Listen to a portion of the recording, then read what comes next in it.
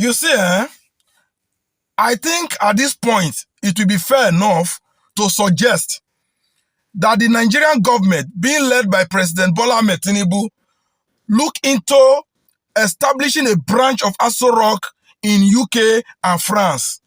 Yes, at this point, that would be necessary. Perhaps it will save Nigeria more cost.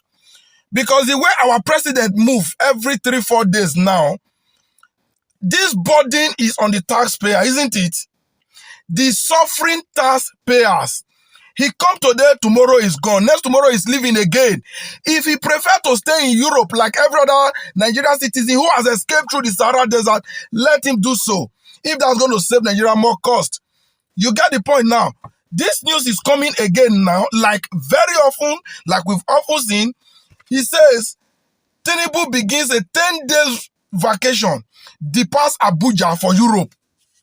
When he returned here, when was it? How long is it now that the president just came back from a tour from Japan to Brazil? And then from Brazil, we didn't know where he go to until he eventually returned to Nigeria after numbers of days.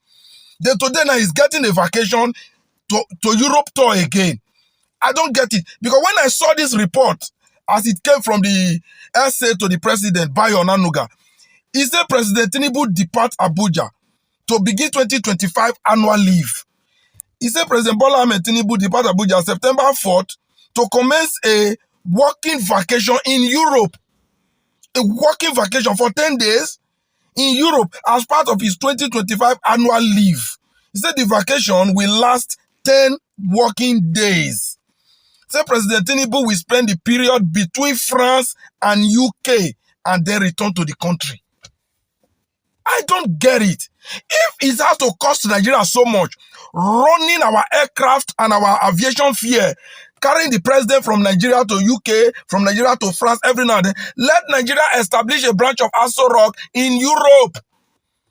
Because I know if you even put it in one country, the president will be going to another country. They can try establishing it in all the countries of the world, so that the president can be operating from whichever of the country and just forget Nigeria. Because it is obvious that this man don't always want to be in Nigeria, where is obviously his primary constituency of assignment, his primary point of assignment and duty is Nigeria. There is so much job to be done at home, but the president seems not to be aware.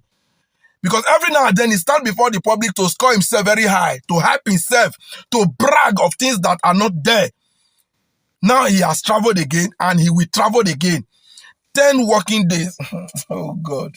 I mean, my Nigerian people, I don't get it. Nigerians are passing through hell. Nigerians are passing through a lot. The ordinary Nigerian man is suffering. And for the head of the country, for the leaders of the country, to be living lavishly, wasting the taxpayers' money with the multiple taxation they are coming with in this manner, it doesn't make sense. So it doesn't make sense, because in a rare sense, if Nigeria was a country where the people, where majority of the people are truly sane, these are enough to escalate tension and revolution. It's enough now. I'm suffering and you are wasting my money on things that I don't even know what you are doing. I don't know what they mean. There's no reflection of these trips in our life as the ordinary Nigerian. I don't get it.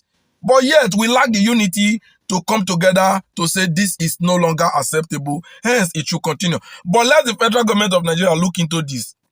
They should consider having a branch of Aso Rock in all the countries that Baba always want to go and relax, so that it can save us that cost, that aviation fuel. The moment he win election, he should just go there. You get the point? Maybe from the day he was sworn in on May 29, 2023, he should just go there and relax. Then when election come again in 2027, he can come and contest. If he succeed in rigging himself back, he return back there till 2031. This will save the country fuel cost, aviation fuel cost, running our aircraft at a very high cost at the detriment of the taxpayer, who are indeed hungry and living in extreme and abject poverty. I don't know what you think, my people, about this, but whatever your thought and opinion is, kindly drop it at the comment section. See you there.